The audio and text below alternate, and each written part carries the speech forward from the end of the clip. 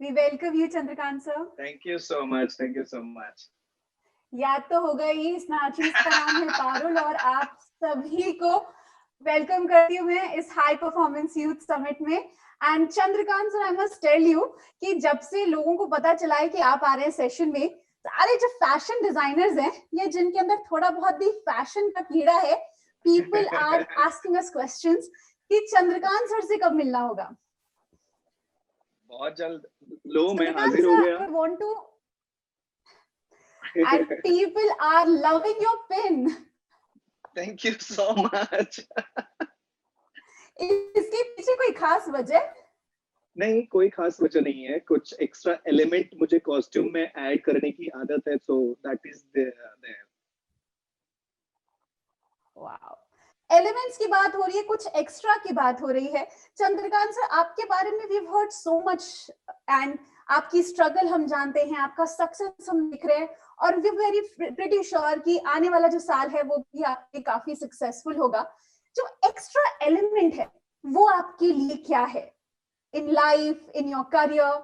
What is that extra element? ये तो हो गया बाहरी रूप मेरा, जो एक्स्ट्रा एलिमेंट में कॉस्ट्यूम में ऐड करता हूँ वगैरह। बट इंटरनली अगर बात की जाए तो मुझे लगता है आपको हर किसी का दिल आपके काम से जीतना आना चाहिए। That is your extra element.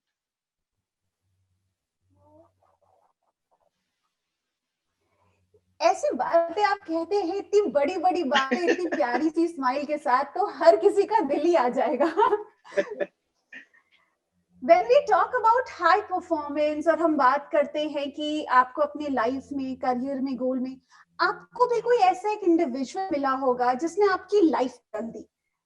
या डेफिनेटली आप हमें उनके बारे में बताएं। या मेरी लाइफ में तो सचमुच बहुत लोगों ने अहम रोल अदा किया है, जिसमें से सबसे अहम रोल जो अदा किया है वो अमित सर और रश्मि मैम ने अदा किया है। मैं उनका नाम इसलिए लेता हूँ हमेशा क्योंकि उसके पहले वाला जो मेरा जर्नी था, वो जर्नी मेरा एजुकेशन सिस्टम तक पहुंचना है और अभी एजुकेशन कंप्लीट किया है। बट एजुकेशन कंप्लीट करने के बाद आपको फ्यूचर में अपने गोल्स कैसे अचीव करने हैं, ये गाइडेंस जब मिलता है तो आप उनको अपना रोल मॉडल समझते हो। सो आई थिंक इसीलिए मैं हमेशा अमित सर और रश्मि मैम का नाम लेता हूँ। मैं एक किस्सा शेयर करना चाहूंगा। एक्चुअली रश्मि मैम और अमित सर को पहले से ही पता था कि मेरी family like financially I am not that stable.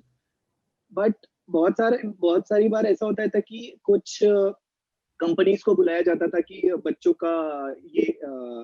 से इंटरेक्ट हो जाए और आपको अगर किसी अच्छे बच्चा पता चलता है तो आप उसको हायर कर सकते हो, राइट? तो उस टाइम ना उस सब एक्टिविटीज के लिए कुछ फीस रखी जाती थी। तो लाइक मेरे पास तो उतना फीस नहीं था, लाइक 500 समथिंग बक्स उतना फीस था। बट उस टाइम पे मेरे सारे फ्रेंड्स अंदर जा रहे थे, कुछ फ्रेंड्स बोल रहे थे यार रिलेटेड भी हमें नहीं करना है ऐसी जॉब एंड ऑल। और मेरे दिल में तो था कि मुझे ये करना है, मुझे अंदर जाके ये एक्सपीरियंस लेना है, इन लोगों के साथ इंटरेक्ट करना है कि वाकई ही कॉलेज कंप्लीट होने के बाद मैं किस फील्ड में जाना चाहता हूँ और इसका एक्सपीरियंस क्या होता है। बट उस टाइम पे सर जब आते जाते नोटिस करते थे तो सर अचानक से मुझे आके बोलते चंद्रकांत आप प्लीज ज्वाइन कीजिए। और उन्होंने मैम को बुलाया और बोला कि इनसे कोई फीस वगैरह नहीं लेना है। So that was my like touching point. So I think वो छोटी छोटी चीजें जो होती है वो आपकी लाइफ में हमेशा आपके साथ रहती है। डेफिनेटली वो 500 उस टाइम पे बहुत लोगों के लिए बहुत इंपॉर्टेंट नहीं होंगे और सर भी मुझे इग्नोर कर सकते थे कि उनके पास तो ऑलमोस्ट इतने सारे स्टूडेंट्स होते, तो वो इतनी छोटी छोटी बातें एक्चुअली अपने स्टूडेंट्स के लिए याद रखते थे। यही मेरे लिए बहुत बड़ी बात थी। So thank you so much Amit sir for that. I am pretty sure अगर अमित सर इस चीज को सुन रहे हैं, वो देख भी रहे होंगे, तो आंखों में आंसू आ गए होंगे। काफी बागबान वाला सीन चला। ब्रोमांस इतना अच्छा। एंड अमित सर जैसे शख्सियत एंड एजुकेशन की इंडस्ट्री में अगर आप आते हैं तो आपको डेफिनेटली आपको समझना पड़ेगा कि it's not a profit, it's about changing lives and changing career, और यही हमारा मकसद है इस high performing youth summit में. There are so many people who are watching us on Facebook as well live, and we want to say hi to each one of us जो हमें Facebook live पे भी देख रहा है. And we have so many fashion enthusiasts. 2020 का साल fashion industry को पूरा वर्चुअल ले गया. कई सारी डिफिकल्टीज हमने देखी.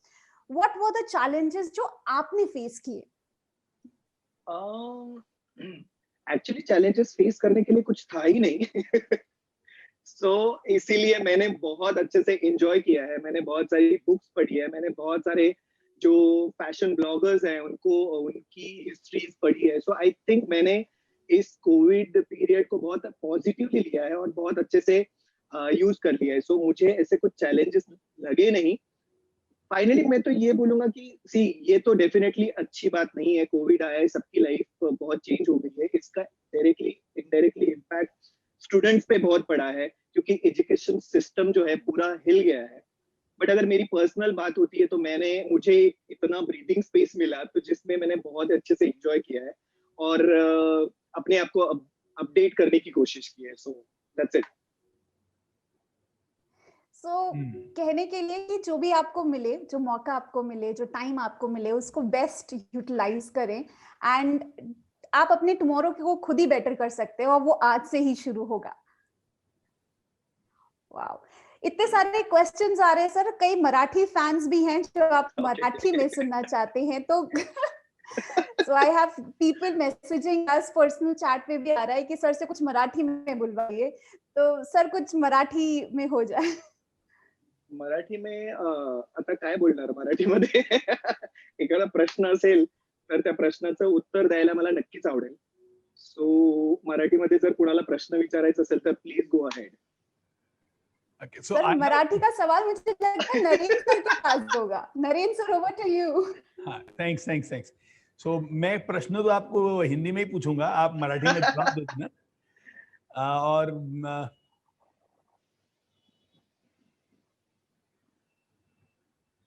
एक युवक को और युवती को, जो यंगस्टर्स हैं, उनको अपने करियर के बारे में कैसे सोचना चाहिए? ये एक्चुअली बहुत ही सडनली बहुत ही अच्छी जगह पे ये ऐसा क्वेश्चन आया है जहाँ पे मुझे थोड़ा सा टोन डाउन होना पड़ेगा. सो डेफिनेटली ये बहुत ही इम्पोर्टेंट क्वेश्चन है, सबकी लाइफ से जुड़ा हुआ है और मुझे लगता है सब लोगों ने इस क्वेश्चन को अपने आप में हर दिन अपने आप को पूछना चाहिए कि किस तरह से हमें अपने आप को आगे बढ़ाना है. अपने गोल्स को अचीव करने के लिए जो भी एक्टिविटीज जो भी आपको कर सकते हो उतनी सारी कोशिश आप करो. सो मैं फैशन डिजाइनिंग या अपकमिंग डिजाइनर से सिर्फ यही कहना चाहूंगा कि प्लीज अपने ड्रीम्स को कंप्लीट करने के लिए डेडिकेशन और हार्ड वर्क और जितना ज्ञान ग्रैब कर सकते हो, जितने लोगों से मिल सकते हो, जितना आपको हेल्पफुल लगे उतनी सारी चीजें अर्न कर सकते हो, अपने आप को प्रेजेंटेबल रख सकते हो, उतना रखने की कोशिश करो. ये टाइम आपके लिए सचमुच ऐसा टाइम है जिस टाइम को आपने अगर अच्छे से यूज कर लिया तो ये टाइम आपको कुछ सालों में एक अलग लेवल पे लेके जा सकता है. सो कीप वर्किंग हार्ड और अपने ड्रीम्स के लिए जो भी लगता है, मतलब मैं तो मेरी अगर जर्नी पे जाऊंगा तो मेरी जर्नी तो बहुत ही डिफिकल्ट है, बट आपके लिए मुझे बहुत खुशी होती है कि आपको नॉलेज अगर ग्रहण करनी है उसके लिए बाहर जाने की भी जरूरत नहीं है. आपके हाथ में मोबाइल है, घर में इंटरनेट है. आई थिंक इतनी सारी चीजें अवेलेबल है कि आप अपने आप को बूस्ट कर सकते हो. सो आई थिंक सब चीज कोशिश करो कि आपने गोल तक किस तरह से पहुंच सकते हैं. और टाइम बिल्कुल वेस्ट मत करो क्योंकि टाइम नहीं है.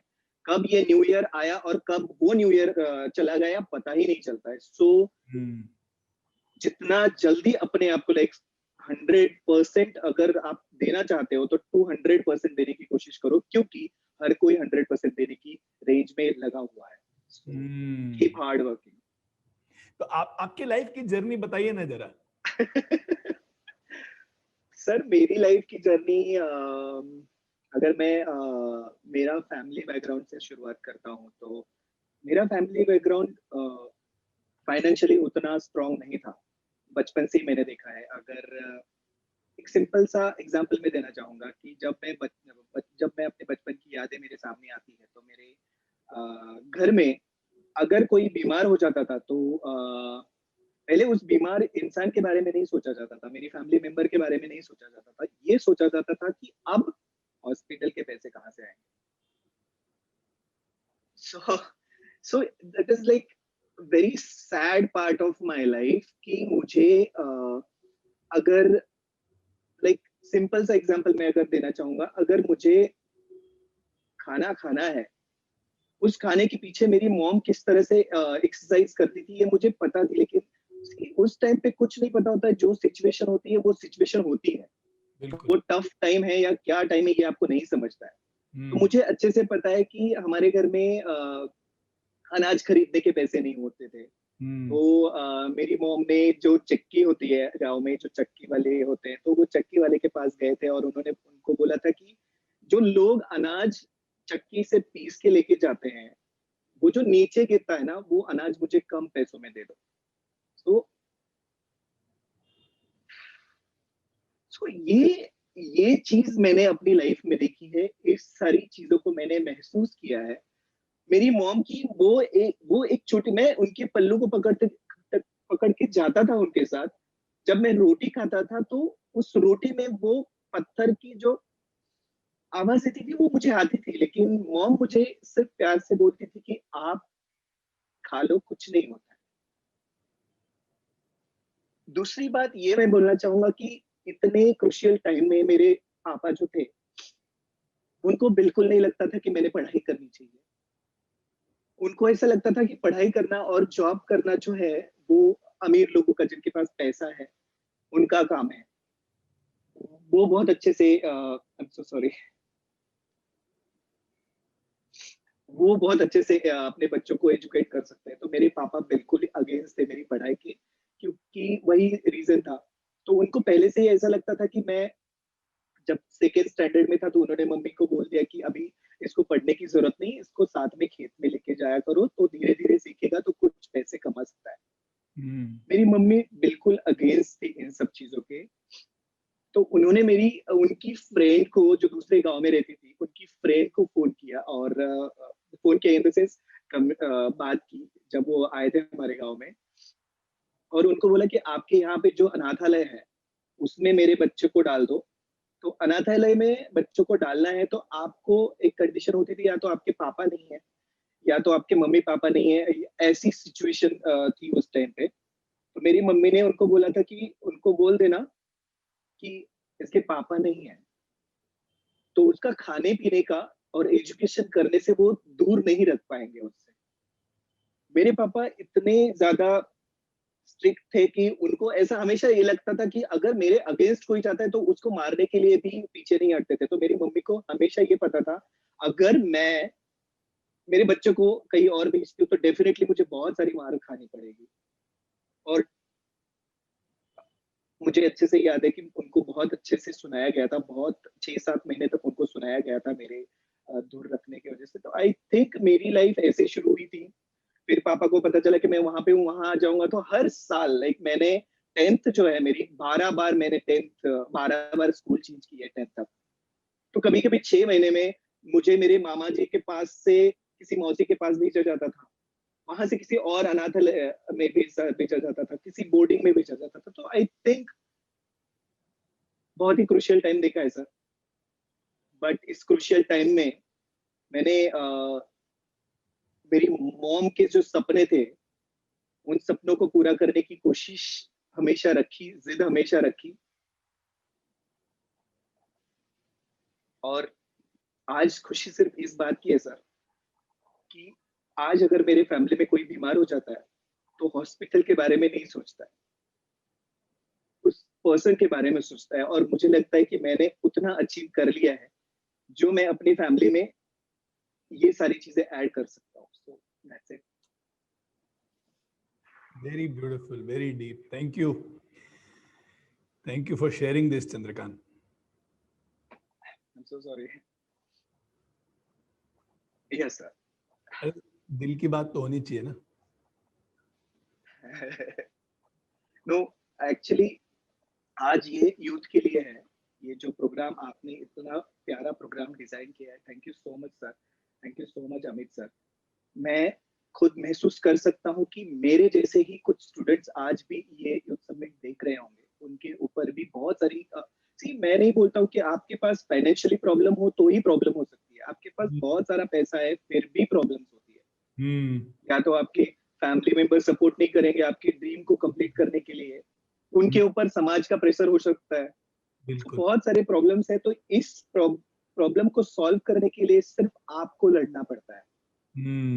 आज अगर मैंने मेरे पापा की बात रखी होती और हाँ, मैंने एजुकेशन छोड़ दिया होता, एज अ लाइक रिस्पेक्ट के साथ सब चीज किया होता, तो शायद आज मैं उनके बुढ़ापे के टाइम पे मैं उनको वो खुशी कभी नहीं दे पाता था जो मैं उनके अगेंस्ट जाके दे सका।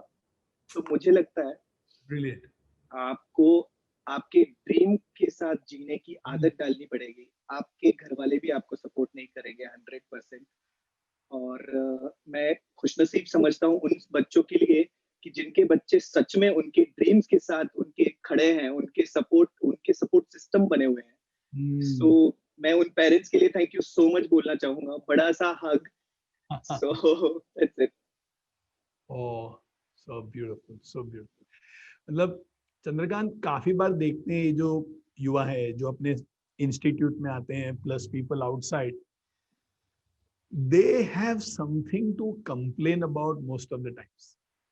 नो, मेरा मोबाइल 2 साल पुराना है, नेटवर्क खराब है, उसने मुझे मैं गेट टुगेदर में बुलाया नहीं, मेरे बर्थडे में उसने विश नहीं किया, भूल गया, या मेरे पास पॉकेट मनी काफी नहीं है, या जैसा तुम बता रहे हो कि मेरे पेरेंट्स मेरे सपनों में सपोर्ट नहीं करते हैं। तो एक माइंडसेट होता है शिकायत करने की, और उसके साथ साथ में आ जाती है रेबेलियन, जाओ मेरे को नहीं करना है। तो इसके बारे में क्या बोलना चाहोगे? इसके बारे में तो मैं उतना ही बोलना चाहूंगा कि गाइस, मैं जब कॉलेज में था तब मेरे साथ जो कलीग्स थे उन लोगों ने ये सर ने जो अभी बोला है ये सारी बातों पे उन लोगों ने फॉलो किया था, और आज वो बहुत ही रिग्रेट फील कर रहे हैं। उन्होंने उस टाइम को अच्छे से यूटिलाइज नहीं किया, और आज वो मुझे लाइक मैं आई नो इतना डीप में मुझे नहीं जाना चाहिए, लेकिन मैं जब मैं फैशन डिजाइनिंग करने के लिए आया था तब मेरा प्रायोरिटी था कि मुझे फैशन डिजाइनर बनना है और मुझे अपने सपनों को फुलफिल करना है और मुझे कमर्शियली फाइनेंशियली स्ट्रांग बनना है। ये मेरा ड्रीम था। पैरेलली मेरे साथ जो मेरे फ्रेंड्स थे उनका ड्रीम सिर्फ इतना था कि उनको फैशन डिजाइनिंग करना है, उसके आगे उन्होंने सोचा नहीं था। तो वो सोच जहां तक उनकी लिमिटेड थी उसके आगे नहीं जा पाई, इसीलिए आज वो रिग्रेट फील कर रहे हैं। कुछ फ्रेंड्स है कि जिन्होंने फैशन डिजाइनिंग फील्ड ही छोड़ दी है जबकि उनका ड्रीम था जब आए थे उस फील्ड में। कुछ कुछ आज भी स्ट्रगल कर रहे हैं अपने ड्रीम को कंप्लीट करने के लिए। अभी शादी हो गई, बच्चे हो गए, फिर से इस फील्ड में आने की कोशिश कर रहे हैं। तो मैं इतना ही कहना चाहूंगा कि अभी आपका टाइम है, वो इस टाइम को इतने अच्छे से यूटिलाइज करो कि 5 साल या 10 साल के बाद आपको रिग्रेट फील ना करना पड़े। तो आपका मोबाइल कितने साल पुराना है, आपके आजू बाजू में जितने 5 लोग हैं या 10 लोग हैं उतने ही मैटर करते होंगे आपके लिए कि ये क्या सोचेंगे, वो क्या सोचेंगे। बट ट्रस्ट मी, अगर इस फैशन वर्ल्ड में आ पाओगे तो आपके लिए ना उतना टाइम कोई इन्वेस्ट नहीं करता है। किसी को कोई लेना देना नहीं कि आप क्या करते हो और क्या नहीं करते हो। सिर्फ आप कितने टैलेंटेड हो, सिर्फ आप अपने आप को कैसे प्रेजेंटेबल रखते हो, और एज एन फैशन डिजाइनर आपका बॉडी लैंग्वेज कैसा है, इतनी चीजें बहुत मैटर करती है। वाह, चंद्रकांत, थोड़ा फैशन के बारे में और बताओगे क्या कि ये फैशन चीज क्या होती है? How do you define fashion? क्योंकि मेरे बच्चे फटे हुए कपड़े पहनते हैं आजकल। सर वही फैशन है। तो मुझे ना बहुत अच्छी बात, मतलब कभी कभी अच्छा लगता है ना कि सच में ये चीज सिर्फ फैशन रिलेटेड बच्चे ही समझ सकते हैं क्योंकि वो इनोवेटर हो सकते हैं। तो नॉर्मल लोगों के लिए ना ये क्वेश्चन मार्क रहे, यही अच्छी बात है। सो अगर सी मुझे ऐसा लगता है कि जब एरोप्लेन बनने की या एरोप्लेन बनेगा या वो उड़ेगा, ऐसी बातें जब सब तक पहुंचती थी, तब लोग सिर्फ हंसी मजाक में उड़ाते होंगे कि यार ये क्या बकवास है, ऐसे कोई उड़ सकता है क्या? हाँ। उसी तरह से ये फैशन होता है सर। ये फैशन फील्ड सिर्फ फैशन में जीने वाले लोगों को समझ में आती है। उनकी क्रिएटिविटी जो होती है सिर्फ वही समझ सकते हैं। मतलब फ्यूचरिस्टिक दृष्टिकोण होता है सबका, हाँ, जो हाँ, आप नॉर्मल लाइफ में नहीं सोच सकते हो, एज ए फैशन डिजाइनर सोचते हैं। तो हाँ, अगर बोलोगे कि किसी ने यार फैशन शो में रैंप पे जो कपड़े आते हैं तो वो ऐसे अजीब क्यों होते हैं, राइट? हाँ, बिल्कुल, अरे परफेक्ट। सो डेफिनेटली इसलिए अजीब होते हैं क्योंकि ये जो डिजाइनर्स होते हैं हाँ, ये नॉर्मल लोगों से इतने अलग होते हैं और क्रिएटिवली वो फ्यूचरिस्टिक वे में सोच के गारमेंट क्रिएट करते हैं। तो आई हम्म, थिंक ये सोच जो होती है ना, हम्म, उस सोच में इतना ज्यादा एफर्ट्स होता है, इतने ज्यादा ज्यादा थॉट्स होते हैं, वो हम्म। सिर्फ एक दूसरा फैशन डिजाइनर ही समझ सकता है। सो डेफिनेटली मैं आपके साथ बिल्कुल अग्री करूंगा कि आपके बच्चे फटे हुए कपड़े जो पहन के आते हैं, हैट्स ऑफ यू गाइस, बहुत ज्यादा फटे हुए कपड़े पहनो। अरे मेरे पिताजी ने जिस दिन पहली बार देखा उन्होंने बोला कि यार हमारे जमाने में तो जो भिखारी होता था वो ऐसे पहनता, तुम्हारे पास पापा तुमको पैसे नहीं देते क्या, फटे हुए कपड़े क्यों पहनते हो? फिर मेरी सर समझ आया कि दादाजी ये फैशन है। तो ये कैसे सर फैशन? हाँ, मतलब मैं अभी आपको अगर बोलूं सच में, जब मैं काम करने के लिए जाता हूँ या मैं शूट पे जाता हूँ तो सिग्नल पे जो भिखारी होते हैं ना सर, हाँ, तो मैं हमेशा उनको ऑब्जर्व करता हूँ। सो अगर आपने भी कभी उनको ऑब्जर्व किया ना, हाँ, जो टेक्निक के साथ हम कॉस्ट्यूम बनाते हैं, एक कैरेक्टर डिजाइन करते हैं, लाइक अगर भिखारी है तो उसका कैरेक्टर डिजाइन करना होता है, तो हम 7-8 दिन तक रिसर्च करते हैं कि एक भिखारी कैसा हो सकता है। उसका एजिंग जो होता है कपड़े का इतना परफेक्ट होता है, मतलब सालों तक उसने धोया हुआ नहीं है, बट उसको अचीव करना, उस टेक्सचर को अचीव करने के लिए हमें जो मेहनत लगती है ना सर, वो बहुत बड़ी होती है। सो मैं उन भिखारियों को भी ऑब्जर्व करता हूँ सर। अरे वाह वाह वाह, ये तो एक्चुअली मतलब जोक्स अपार्ट, कौन सा फैशन फॉलो करना चाहिए? क्योंकि कोई कुछ तरह के कपड़े पहनता है, कोई कुछ कॉम्बिनेशन पहनता है। अभी रणवीर सिंह के अलग ही कलर कॉम्बिनेशन है, मतलब मेरे बैकड्रॉप का जो कलर कॉम्बिनेशन है, ऐसा मतलब इंडिया में अगर कोई हीरो पहन सकता है तो रणवीर सिंह ही है कि ये दो कलर पहन सकता है। और कहीं है जैसे जैसे व्हाइट शर्ट पहन लिया तो कोई इशू ही नहीं है। तो ये कौन सा फैशन फॉलो करना चाहिए? मतलब किस चीज से लगेगा कि हाँ आई एम ऑन सिंक और आई एम इन लाइन? कि ये बड़ा पर्सनल टेस्ट के ऊपर होता है। हाँ, बट बहुत ही सिंपल क्वेश्चन आंसर है सर इसका। जिस कॉस्ट्यूम में आप कंफर्टेबल फील करो ना, हाँ, वही कॉस्ट्यूम आपको पहनना चाहिए। That's it. Fantastic. Ranveer Singh को अगर आपने टी शर्ट और पैंट में देखा ना सर, आप बोलोगे ये क्या पहना है आज, इसको कुछ हुआ है क्या? हाँ, देख क्यों नहीं है इसके अटायर में। हाँ, और सबसे अच्छी बात ये होती है सर, आप जब हम सिर्फ बॉलीवुड के बारे में बात करते हैं तो हम कॉमनर्स हैं, हम बॉलीवुड के बारे में सोचते हैं, बॉलीवुड के टॉप बिगीज जो है उनको फॉलो करने की कोशिश करते हैं। बट ये जो टॉप बिगीज होते हैं ना, ये वर्ल्ड के टॉप बिगीज को फॉलो करते हैं, हम्म, वो फैशन को फॉलो करते हैं, उसमें जीना चाहते हैं। तो हम्म, इसीलिए ये डिफरेंस है हम में और उनमें। तो वो वर्ल्ड को फॉलो करते हैं और हम उनको फॉलो करते हैं। तो मुझे ऐसा लगता है कि डेफिनेटली जो भी डिजाइनर्स है, मैं उनको चाहूंगा कि आप ग्लोबली स्टडी करोगे तो आपके लिए बहुत ही ज्यादा इजी हो जाएगा अपने ड्रीम तक पहुंचने के लिए। That's it. तो चंद्रकांत, ये तो फैशन का वर्ल्ड है। जैसे for example Zara, Yeah. Zara revolutionize the retail industry और आज today is one of the top richest 5 people in the world. 15 दिन के अंदर पूरी लाइन वो चेंज करता है, ऐसा कुछ सुनने में आया है। वहाँ का फैशन थोड़ा थोड़ा कॉर्पोरेटिश, थोड़ा मॉडर्न, थोड़ा comfortable, without raising any eyebrows, know that kind of A fashion है। तो ये फैशन का फ्यूचर कैसे समझ में आएगा? सर मुझे ना बहुत बार ऐसा लगता है कि बहुत सारे लोग ये भूल जाते हैं कि फैशन सीजन वाइज होता है। अच्छा। वहाँ विंटर सीजन है, राइट? तो वहाँ पे लेयरिंग, कॉर्पोरेट, वो वार्म आउटफिट्स वगैरह पहनने का वो लेयरिंग वाला सिस्टम वहाँ पे है। ऑपोजिट वे में अगर देखा जाए तो हमारे यहाँ पे अगर हम फैशन करने जाएंगे, लेयरिंग वगैरह पहनने के लिए जाएंगे तो सब लोग हमारे ऊपर हंसेंगे और वो हमारे लिए बॉडी के लिए भी कंफर्टेबल नहीं होगा। तो ये सीजन वाइज फैशन मोल्ड हो चुका है, और वहां का फैशन हमें इसलिए ज्यादा अच्छा लगता है क्योंकि हमें लेयरिंग पसंद है। अच्छा, मतलब ज्यादातर हमें लगता है कि यार ये कितना सही है, फर यूज किया है, ड्रामेटिक लगता है। तो जनरल लाइफ में हम फर कभी इमेजिन नहीं करते कि फर का कुछ जैकेट वैकेट पहन के हम निकल चुके हैं। सो जो चीज हम नहीं देखते हैं वो चीज हमें अट्रैक्ट करती है। अगर समर में जहाँ पे बहुत ज्यादा लाइक समर अच्छा होता है, वहां पे देखेंगे तो बहुत ही लिनन के पतले कपड़े, बॉक्सर्स वॉक्सर्स ऐसे ही स्टाइल फॉलो किया जाता है। सो आई थिंक दैट्स इट। वैसे ही लाइक अकॉर्डिंग टू सीजन। अच्छा, आप कभी कॉमन लोगों के लिए कुछ फैशनेबल कपड़े बनाओगे कि आपने अपनी जिंदगी बॉलीवुड को सौंप दी है? नहीं, डेफिनेटली मैंने अभी तो प्लान किया है कि मैं अपना डिजाइन लाइन स्टार्ट करूंगा, बट वाह, सर अभी थोड़ा सा टाइम है। मेरे अच्छा, कुछ ड्रीम है जो कंप्लीट होने बाकी है, हाँ, तो वो कंप्लीट होते ही मैं इस अपनी डिजाइन लाइन को आगे बढ़ाऊंगा। वाह। लेडीज के लिए, जेंट्स के लिए? बहुत बोथ?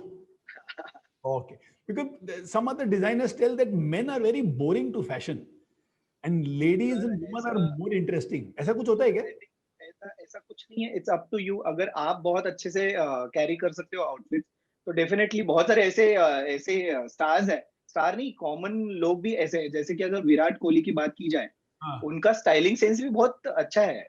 हाँ, तो हाँ, वो जैसे कपड़े पहनते हैं, अलग अलग एक्सपेरिमेंट करते करते रहते हैं, वैसे अगर हम भी अलग अलग एक्सपेरिमेंट करते रहेंगे तो हम्म, हमारे लिए भी अच्छा हो सकता है और हम भी अच्छे दिख सकते हैं।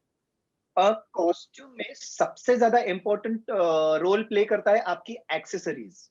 अच्छा, सो अगर आपने सिंपल व्हाइट शर्ट पहनी है, हम्म, ब्लू डेनिम पहनी है, और अगर आपने एकदम सादा वॉच पहना है या कुछ शूज एकदम कॉमन पहने हैं, लाइक वो चीजें बहुत मैटर करती है सर।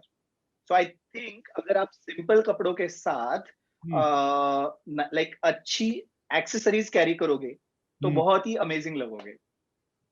अब कब आ रहे हो पूना? Soon. साथ में शॉपिंग के लिए जाना है? अच्छा, you spoke about your struggles in your childhood. Hmm? How do you decide on fashion? Actually अगर मैं सच में बोलूँ तो जैसे कि मैं 9th में था हाँ, और मैं अदर एक्टिविटीज में अच्छा था सर। भले ही मैं स्कूल बार बार चेंज करता था, हाँ, बट जिस स्कूल में जाता था, और लकीली अगर उस टाइम पे अगर गैदरिंग्स के पीरियड होता था तो मैं ज्वाइन कर लेता था।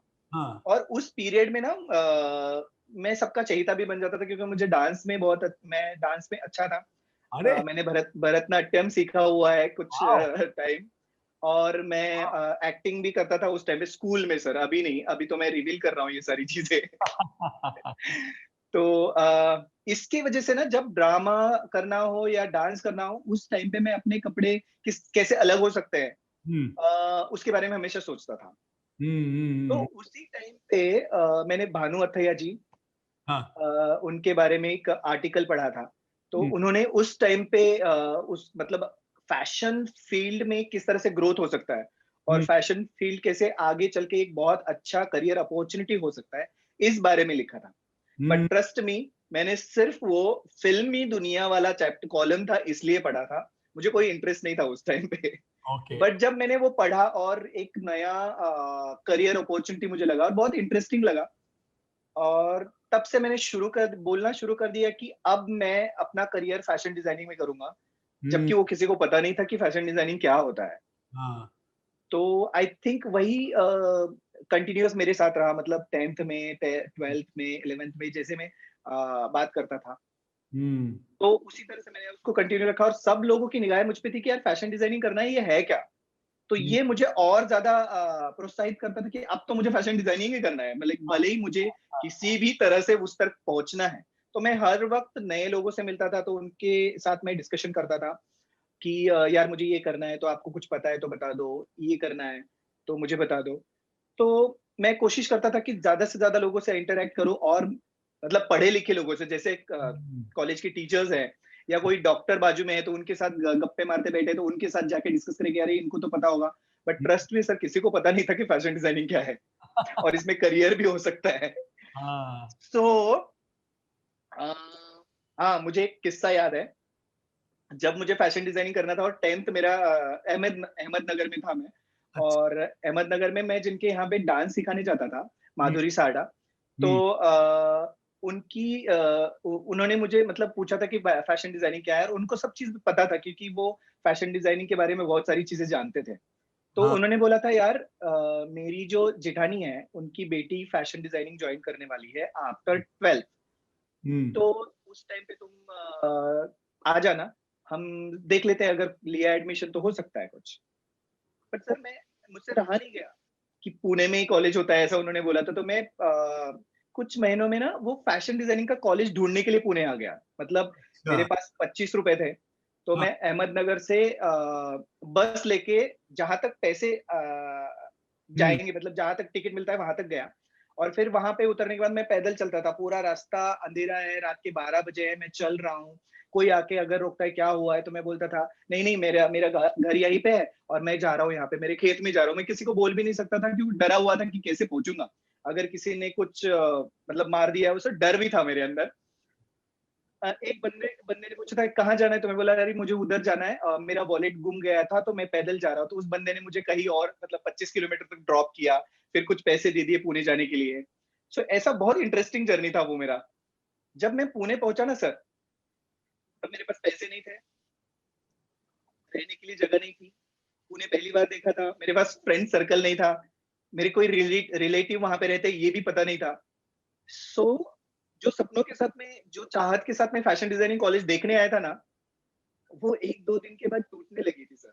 हम्म, मतलब अब मुझे सोने के लिए, बेसिकली मैं सोने के लिए बस शिवाजी नगर बस स्टैंड जाता था, और रात के 12 बजे पुलिस आती थी और सबको वहां से हकाल देती कि निकलो यहाँ से, यहाँ पे तुम्हारा काम नहीं है। सो मेरे पास ऑप्शन नहीं रहता था, तो मैं क्या करता था ना, टेरिस पे एक रास्ता था जाने के लिए। तो मैं एक दिन मतलब ऊपर चला गया और देखा कि एक कोने में ना अंधेरा है, और वहां पे कोई जाता नहीं है, आता नहीं, देखता नहीं है। तो मैं उस कोने में जाके सोता था। तो 2 दिन फिर मैं पेपर पढ़ता था, और उसमें लिखा हुआ आता था कि 10th पास अगर है तो रिक्वायरमेंट है, आपको इंटरव्यू के लिए आ सकते हो, जॉब कर सकते हो, तो कुछ आपको इतने पैसे मिलेंगे। तो मेरा एक्चुअली छुट्टियां चल रही थी, तो मैंने सोचा कि चलो अभी कुछ पैसे कमा लेते हैं और पैसे मिल जाएंगे। और उसमें मेंशन किया रहता था कि आपको 2 टाइम का खाना मिलेगा। सो मैं पिंपरी चिंचवड़ गया था, आई थिंक, मुझे अभी जगह जगह याद नहीं, बट पिंपरी चिंचवड़ गया था, पैदल पैदल गया था, और बहुत भूख लगी थी। अ, सर भूख लगी थी, लेकिन मैंने कभी भीख नहीं मांगा। मैंने कभी किसी को होके ये नहीं बोला कि मुझे भूख लगी है, मुझे खाना दो। तो मैं एक आम के पेड़ से गुजर रहा था, और आम में कच्ची कैरियां लगी हुई थी। तो वो एक कच्ची कैरी नीचे पड़ी हुई थी, तो वो खाई और पानी पिया, और फिर कंटिन्यू चलता रहा। जब मैं वहां गया तो उन्होंने बोला कि तुम कहाँ से आए हो, क्यों आए हो, भाग के आए हो, या कुछ फैमिली प्रॉब्लम है, ऐसी बहुत सारी चीजें पूछी। और मैंने उनको बोला नहीं नहीं, मुझे काम करना है इसलिए आया हूँ, मेरा फैमिली मतलब फाइनेंशियली मेरा फैमिली इतना स्ट्रांग नहीं है। तो उन्होंने मुझे खाने के लिए पहले भेजा, और खाने के बाद फिर मैं रात में सोने के लिए जो जगह थी, जैसे एक कमरा था, उसमें 6 लोग थे। और आई थिंक सब लोग मेरी तरह ही थे। सब लोग अपने अपने स्ट्रगल को, कुछ लोग सच में प्रॉब्लम था, कुछ लोग भाग के आए थे। तो ऐसे लोगों के साथ रहने के बाद मैंने रात वहां निकाली, सुबह खाना खाया, और सर मैं उनको बोला कि मैं आपका जॉब नहीं कर सकता।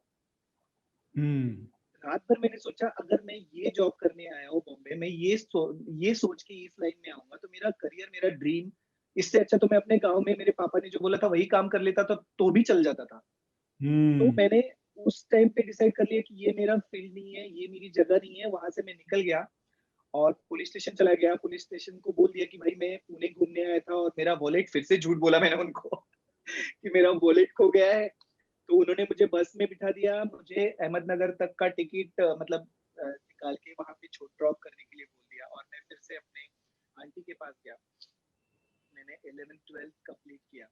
और फिर माधुरी साड़ा जो है, मेरी सिस्टर बोलता हूँ मैं उनको, तो उनके पास गया। फिर फिर उन्होंने लकीली उनकी जो जेठानी की बेटी है, उनका एडमिशन ऑलमोस्ट हो चुका था, वो इंक्वायरी करके चले गए थे। फिर मुझे वो वहां पे लेके गए, और वहां पे अमित सर मिले। माधुरी ने अमित सर को, रश्मि मैम को मेरे बारे में सब कुछ बताया कि इसका financially he is not that stable, but आप ये बहुत टैलेंटेड है, ये कुछ कर सकता है। मैंने इसका बहुत सारी चीजें देखी है, काम देखा है। और उस वक्त अमित सर और रश्मि मैम ने मुझे दिलासा दिया कि डोंट वरी, हम आपके साथ हैं और आपको डरने की कोई जरूरत नहीं है। मैंने स्पेशली बोला था कि मुझे इंग्लिश तो बिल्कुल नहीं आती है, मतलब मेरा तो सबसे बड़ा डर जो है वो इंग्लिश है। तो अगर ये इससे शुरुआत करेंगे तो मेरे से तो कुछ भी नहीं होने वाला है।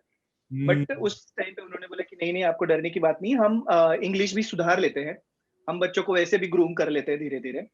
और सर वहीं से मेरा जर्नी स्टार्ट हुआ। मैं रिटर्न गया। एक्चुअली अब तो मुझे पता चला था कि मुझे फैशन डिजाइनिंग में कहाँ जाना है। अब सबसे बड़ा क्वेश्चन ये था कि मेरे पैसे कहाँ से आएंगे एडमिशन के, जो भी मिनिमम फीस है वो कहाँ से आएगी। मैं घर गया, घर वालों को बताया, तो बताने से पहले तो मुझे पता था कोई कनेक्शन ही नहीं है, मतलब लाइक आई थिंक 18,000 कुछ तो भी पर ईयर फीस था। और सर ने बोला था कि आप थोड़ा थोड़ा अमाउंट करके भी दोगे तो भी चलेगा। हाँ, आई थिंक 18 और 25 टाइप्स कुछ तो भी था। तो वो जो एक छोटा अमाउंट कलेक्ट करने के लिए मुझे बहुत टाइम लग गया। मुझे ये सोशल मीडिया पे बिल्कुल नहीं बोलना चाहिए। मेरे पापा को जब मैंने बोला कि एक्चुअली मुझे नहीं बोलना चाहिए, बट मैं सिर्फ इन बच्चों के लिए बोलना चाहूंगा ये बात कि आप लोग इतने लकी हो कि आप लोगों को सब चीज मिला हुआ है। जब मेरे पापा से, वैसे तो पापा मेरे अगेंस्ट ही थे, मेरे सपनों के तो सब मतलब पढ़ाई के अगेंस्ट थे। और अब तो मैं बड़ा हो गया था तो खेत में अच्छे से काम करके पैसे भी कमा सकता था। मतलब अब तो वैसा भी हाल नहीं था कि मुझे सीखना पड़ेगा। तो उन्होंने सीधा सीधा बोल दिया, घर से निकल जाओ, तुम कुछ भी करो, तुम्हें 1 रुपया नहीं मिलने वाला है। और वैसे भी मेरा कनेक्शन उतना स्ट्रॉन्ग बॉन्डिंग नहीं हो चुका था अब तक, क्योंकि मैं हमेशा अपनी पढ़ाई के लिए बाहर रहा था। मेरे पापा के साथ रहने का या मम्मी पापा के साथ रहने का मुझे उतना टाइम नहीं मिला था। तो और उनके अंदर जो भड़ास थी वो और स्ट्रॉन्ग हो चुकी थी। मैंने बहुत कन्विंस करने की कोशिश की। मैंने बोला मैं सुसाइड कर लूंगा। मुझे लगा यार अकेला बच्चा हो तो इमोशनली तो मान जाएंगे, बट नहीं, उन्होंने सीधा बोल दिया कि आपको सुसाइड करना है, जो करना है करो, मेरे घर से निकल जाओ। तो सर मैं कहाँ जाता था, मेरे पास कोई ऑप्शन था नहीं।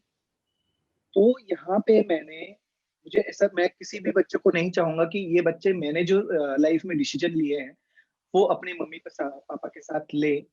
इस वक्त मैंने एक डिसीजन लिया था कि मैं कुछ भी करके अपने ड्रीम कंप्लीट करने के लिए इस कॉलेज में ज्वाइन करना ही है मुझे, और मेरे पास ऑप्शन नहीं है। मेरे नाम पे जो जमीन थी सर, मैंने बोला कि मेरे नाम पे जमीन जो है उसमें से थोड़ी जमीन बेच दो, मैं आपसे कुछ नहीं ले रहा हूँ। उन्होंने बोला ये जमीन हमने खरीद के रखी हुई है। और मुझे पता है कि उनकी गलती नहीं, कि वो जमीन खरीदने के लिए उनको लगे थे कम से कम 30 साल। जो जमीन खरीदने के लिए उनको 30 साल लगे हैं, वो 1 साल में वो जमीन का एक पार्ट बेच के वो मुझे देंगे। मैं आज उनकी जगह पे होके सोचूंगा तो डेफिनेटली पॉसिबल नहीं था। बट सर मैंने साम दाम दंड भेद सब यहाँ पे लगा दिया। मैंने उनको जब मेरे मरने की बात बोल दी, उन्होंने नहीं अग्री किया, तो मैंने अपना हथियार चेंज कर दिया। मैं बोला कि मैं किसी का खून कर दूंगा, मैं किसी को मार डालूंगा, मैं आपको जिंदा नहीं रहने दूंगा, मैं आपको भी मारूंगा और मैं भी मर जाऊंगा। अगर मेरे ड्रीम्स कंप्लीट करने के लिए आप मेरे लिए जमीन कर रहे हो, अगर मुझे कुछ करने के लिए आप नहीं दे रहे हो, तो मैं बिल्कुल अग्री नहीं।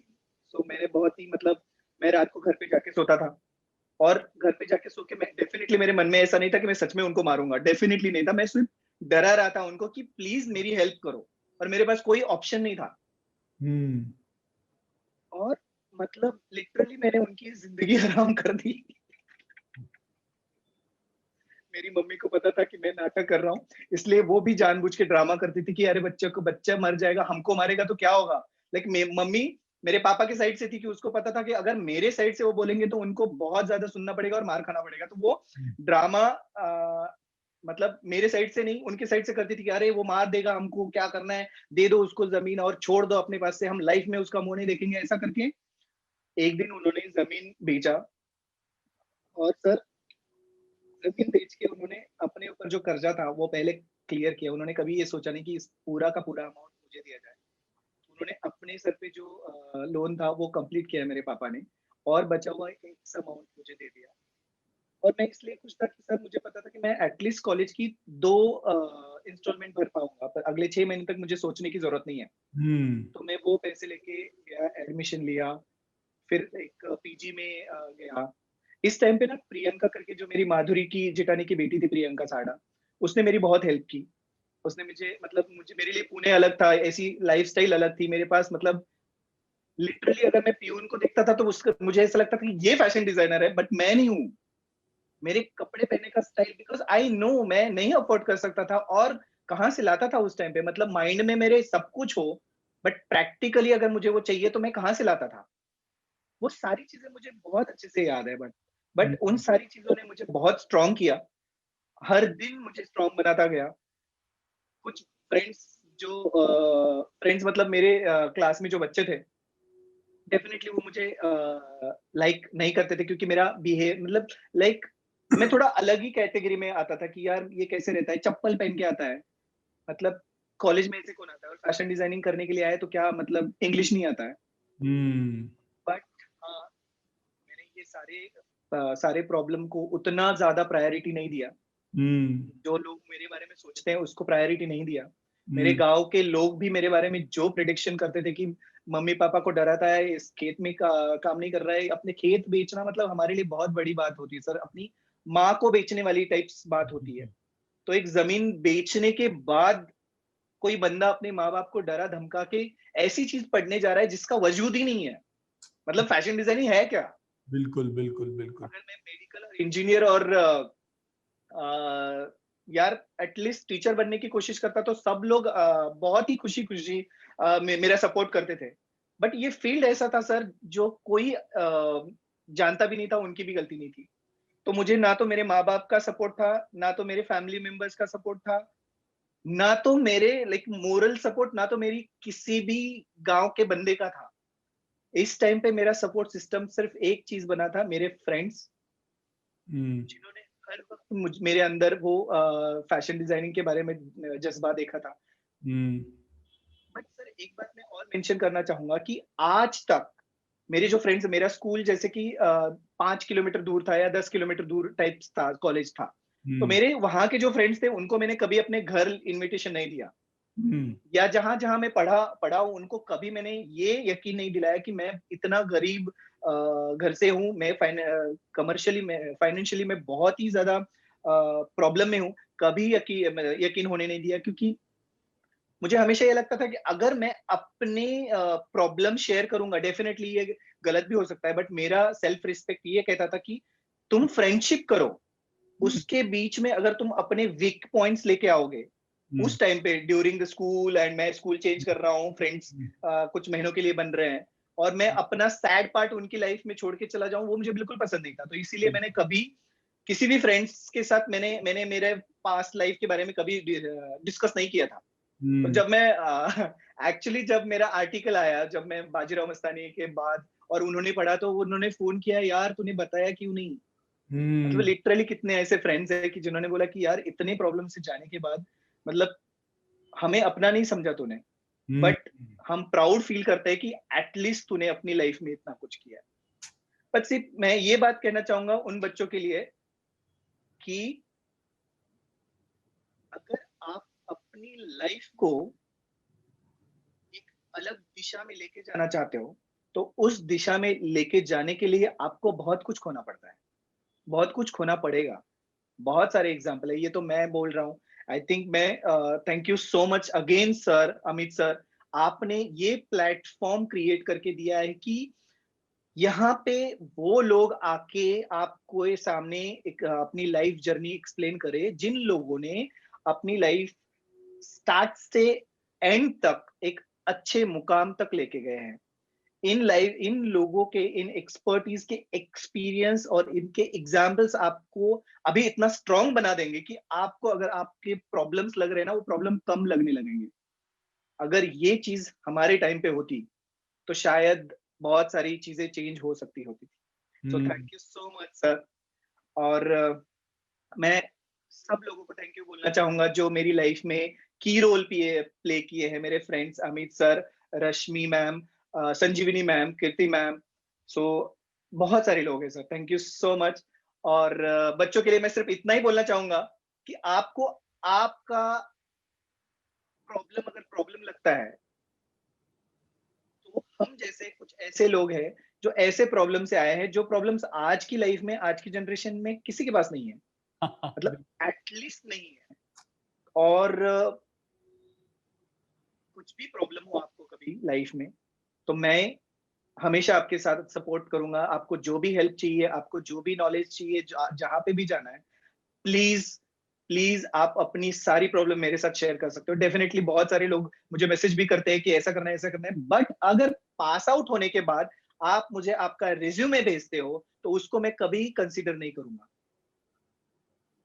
पास आउट होने के पहले आप ऐसा कुछ कर जाओ कि कॉलेज ही आपको रिकमेंड करे कि इस बंदे में ये फायर है। फर्स्ट ईयर से ही आप प्लान करो कि आपको पुणे के बारे में नहीं सोचना है, या मुंबई के बारे में नहीं, इंडिया के बारे में नहीं सोचना है। वर्ल्ड वाइड फैशन को किस तरह से चेंज किया जा सकता है, उसके लिए क्या प्लान हो सकते हैं, ऐसे प्लान बनाने पड़ेंगे, तब जाके आपको लोग एंटरटेन करेंगे। या तो मैं आज आपको बोलूंगा कि ऐसा है, मैं आपको हेल्प करूंगा, बट मैं हेल्प सिर्फ उन बच्चों को करूंगा जिन बच्चों में वो फायर है। All the best. Sorry sir, मैंने आपका बहुत बड़ा टाइम ले लिया। नहीं नहीं, बहुत अच्छा लगा। Every word that you spoke had a lot of sense. We have some questions, but of them I'll ask only one specific question to you, and then I'll attempt to summarize the session. English नहीं आती थी, फिर भी आप आगे बढ़ पाए। आज आपकी इंग्लिश अच्छी है, और बी, अगर मुझे भी इंग्लिश नहीं आती है, तो मेरा भविष्य फैशन इंडस्ट्री में अच्छा है कि नहीं? सर, इस क्वेश्चन को मैं थोड़ा पीछे लेकर जाना चाहूंगा। तो जिस तरह से मेरा एजुकेशन सिस्टम चल रहा था, उस तरह से मतलब डिस्टर्ब एजुकेशन सिस्टम चल रहा था, मेरा स्कूलिंग इस तरह से हो रहा था। तो उसी दौरान मैंने ना कभी इंग्लिश को अपना समझा नहीं। मतलब हमारे टाइम पे 5th स्टैंडर्ड में इंग्लिश शुरू हुआ था, लाइक 4th तक आपको इंग्लिश सब्जेक्ट ही नहीं था, तो 5th के बाद इंग्लिश शुरू हुआ था। और 5th के बाद जब इंग्लिश शुरू हुआ था, तब मैं एक तो मेरे लिए बच्चे नए होते थे, पूरा स्कूल नया होता था कुछ सालों के लिए या कुछ महीनों के लिए, और उसमें ये नया सब्जेक्ट जो था उसके ऊपर ना मैंने फोकस नहीं किया, मैं हर वक्त उससे डरता रहा। और इस डर ने इतनी बड़ी जगह मेरे अंदर बना दी कि मैं हमेशा पीछे पीछे पीछे रहता गया इंग्लिश में। मैं बाकी सब्जेक्ट में बहुत अच्छा था, और मैं झूठ नहीं बोलूंगा, मैं इंग्लिश में पास होने के लिए हमेशा चीटिंग करता था, बहुत अच्छे से चीटिंग करता था और पास हो जाता था, इसलिए मुझे कभी प्रॉब्लम नहीं हुई। लेकिन डेफिनेटली उस मेरी जर्नी का इम्पैक्ट मेरी इस जर्नी पे पड़ा है। बट इस जर्नी पे मैंने अपने आप पे इंग्लिश को हावी ना होने देके मैंने अपने आप को इस तरह से स्ट्रांग बना दिया कि अगर मुझे आपके साथ मीटिंग रखनी है, आपके साथ मुझे प्रेजेंटेशन करना है, तो मैं मेरा प्रेजेंटेशन इतना स्ट्रांग बनाता था, लाइक मतलब इतना स्ट्रांग बनाता था कि मुझे आपके जो क्वेश्चंस होंगे, लाइक अगर मैं आपको सिर्फ डिस्कस करूंगा कोई सब्जेक्ट को लेकर और आप मुझे बहुत सारे क्वेश्चन पूछेंगे, आप मुझे कोई हिस्टोरिकल सब्जेक्ट दोगे और मुझे आप उसके बारे में क्वेश्चन पूछोगे, और वो क्वेश्चंस जो होंगे वो अगर इंग्लिश में आए तो मेरे लिए एक्सप्लेन करना बहुत डिफिकल्ट होता था। तो वो प्रेजेंटेशन इतना ज्यादा एलैबोरेटेड होता था कि मुझे कभी कम्युनिकेशन में या उतना एक्सप्लेन करने की जरूरत ही नहीं पड़ती थी। तो उस टाइम पे मेरा एक ऐसा इंप्रेशन पड़ता था कि इस बंदे ने इतना स्ट्रॉन्ग प्रेजेंटेशन किया है कि इसके साथ अब क्या बात करेंगे। मतलब वो मुझे लेट डाउन करने की कोशिश नहीं करते थे कि मेरे साथ वो जेल होके मुझसे और ज्यादा इंफॉर्मेशन ग्रैब करने की कोशिश करते थे वो प्रेजेंटेशन देखने के बाद। तो वो अगर मेरे साथ इंग्लिश में बात करते थे तो मैं हिंदी में बहुत ही कंफर्टेबली स्टार्ट करता था, और लकीली वो लोग भी सेम पेज पे आते थे और हिंदी में बात करते थे। और आई थिंक मुझे उतना फेस करना नहीं पड़ा, बट इंटरनली मैं अभी भी चाहता हूं कि मैं इंग्लिश डेफिनेटली मैं सीख रहा हूं, और मेरी प्रायोरिटी है इंग्लिश, बट उसके अलावा मेरी प्रायोरिटी मेरे प्रोजेक्ट्स है, मेरा काम है। पहले मैं उसको प्रायोरिटी देता हूं। अगर मुझे अगर कोई कैरेक्टर क्रिएट करना है तो वो कैरेक्टर मैं 5-6 अलग वेरिएशन में दिखाता हूं, यू नेवर नो कि डायरेक्टर के माइंड में किस तरह का कैरेक्टर हो। अगर एक भिखारी भी, जैसे हमने भिखारी की बात की थी, अगर भिखारी भी क्रिएट करना है तो वो भिखारी कहाँ का है, गुजरात का है, मुंबई का है या जम्मू का है, डेफिनेटली वो भिखारी के अंदर वो रिलीजन और वो स्टेट के एलिमेंट्स आते हैं। एलिमेंट इसलिए आते हैं कि अगर चलते चलते मैंने किसी भिखारी को एक साड़ी दिया, डेफिनेटली वैसी साड़ी दूंगा जो मेरे घर में पड़ी हुई है, जो महाराष्ट्र कल्चर से रिलेटेड हो। तो वही साड़ी वो किस तरह से ड्रेप करके यूज करेगा और किस तरह से लपेटेगा। तो ये थॉट प्रोसेस जो होता है, ये 5 अलग अलग या 10 अलग जितने भी वेरिएशन में कर सकता हूँ उस कैरेक्टर को दिखाने के, उतनी कोशिश करता हूँ और मुझे ज्यादा प्रॉब्लम फेस नहीं करनी पड़ती है। और डेफिनेटली इंग्लिश उतना मैटर नहीं करता है जब आप उतने कैपेबल हो, बट इंग्लिश तब मैटर करता है कि आप में क्रिएटिविटी बिल्कुल नहीं है और आप में ग्लैमर भरा हुआ है और आपको अपनी जगह बनानी है, तो आपको इंग्लिश बोलना बहुत जरूरी है, क्योंकि उससे आपको एंट्री मिलता है बॉलीवुड में। क्योंकि आपका इंग्लिश अगर आपका अच्छा है तो आपकी पर्सनालिटी भी अच्छी होगी और आप अच्छे बैकग्राउंड से आए होंगे तो आपका स्टाइलिंग भी अच्छा होगा। तो आपको बिना देखे, देख के जज करके आपको इनसाइड तो एंट्री मिलती है, बट इनसाइड आने के बाद आपका इंटरनल नॉलेज देख के आपको बाहर फेंकने के लिए ज्यादा टाइम नहीं लगता है। तो मैं सबको यही रिक्वेस्ट करूंगा कि आप अपनी लैंग्वेज को डेफिनेटली प्रायोरिटी दो, बट उसके पहले आपके करियर ग्राफ में क्या ज्यादा इंपॉर्टेंट है उस पे ज्यादा फोकस करो। That's it. Chandrakant, thank you so much. Thank you so much sir. I think यहाँ जितने भी हजारों बच्चे हैं, and for me also personally, बहुत कुछ सीखने को मिला आपसे। और आपका व्यवहार, आपकी बोल, आपके शब्द, आपके अनुभव दिल को छू जाने वाली और एकदम प्योर और सिंपल है। तो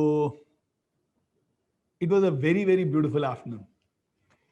I will just mention a few key things that I took away. One, mummy की स्ट्रगल्स, जमीन में पड़ा हुआ आटा और जो छोटे छोटे कंकर मुंह में, मतलब रोंगटे खड़े जाए इंसान के, और शायद वो अपनी जिंदगी में जरूरी थी, उसी के वजह से जिस मुकाम पे आज पहुंचे हैं वहां पहुंचे। सेकेंड, हर इंसान की जिंदगी में अलग तरह की संघर्ष होते हैं। किसी की संघर्ष गरीबी है, कहीं इमोशंस है, कहीं ज्यादा पैसा है, कहीं गलत संगति है, कहीं आलस है, कहीं गलत आदत है। लेकिन जो भी संघर्ष, जो भी मतलब है संघर्ष, अभी संघर्ष है ये बोल के सिर मत खुजाओ। ऐसे संघर्ष है, उसका सामना करो और आगे बढ़ जाओ। मतलब रोने का टाइम नहीं है, जीतने का टाइम है। दूसरा, अपनी जिंदगी में कुछ 5-10 लोगों की महत्व होती है। वो लोग अगर अपने साथ सही तरीके से जुड़े हैं, फिर दुनिया क्या सोचती है, दुनिया क्या बोलती है, वो अपना प्रॉब्लम नहीं है, तो उसके बारे में ज्यादा सोचने का नहीं।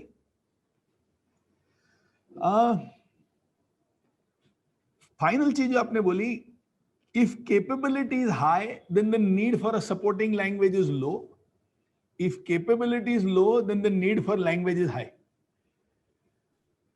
हाई लैंग्वेज हो तो एंट्री मिल जाएगी, एंट्री मिल जाएगी तो कैसे तो भी घर भर चल जाएगा। सबसे गहरी चीज, आज अगर घर में किसी की तबीयत खराब है तो इंसान के बारे में सोचते हैं, पैसे के बारे में सोचने की नहीं है। इस मुकाम तक इंसान आज पहुंच चुका है हमारा चंद्रकांत, बहुत बहुत बड़ी चीज और बहुत बड़ी बात है। फाइनली एक चीज वो आपको वापस याद दिला दूं, अपने को शॉपिंग करने साथ में जाना है। Definitely sir. काफी कमेंट्स आए हैं आपके पिन के ऊपर, आपके शर्ट में जो सेफ्टी पिन लगा है, वो लोग पूछ रहे कि ये कहाँ मिलेगा। अरे चंद्रकांत की बात जिंदगी में अमल कर लो, बहुत सेफ्टी भी मिलेगा और बहुत जगह पिन भी मिलेगा। एंड कभी घर आके आपसे आपके घर में मिलना चाहूंगा। अमित और रश्मि को साथ में लेके आऊंगा। Thank you so much. It was such a pleasure to have you. All the best and one big hug from me also for you. चलो। और आप सारे व्यूअर्स के लिए मैं ये बोलना चाहूंगा, आज आपने ये 3 दिन आपके लिए सच में बहुत इंपॉर्टेंट है, और ये 3 दिन में आपने अगर दिल से कुछ पॉइंट, जैसे सर अभी पॉइंट्स बना रहे हैं वैसे कुछ पॉइंट्स बना लिए और उनको हमेशा अपने वार्डरोब, अपनी डायरी में रखा, जिसको आप बार बार रेफर करोगे तो आपकी लाइफ बहुत ज्यादा चेंज हो सकती है।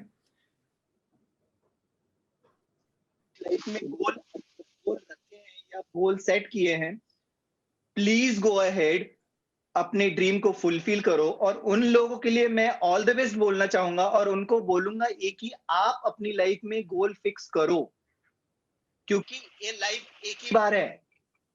आपके मॉम डैड चले जाएंगे, आपके सिस्टर, रिलेटिव्स, टीचर्स चले जाएंगे, एक दिन हमें भी चले जाना है, बट एक नाम और अपने व्यवहार के जरिए जो मुकाम हासिल करोगे वो मुकाम हमेशा रहने वाला है।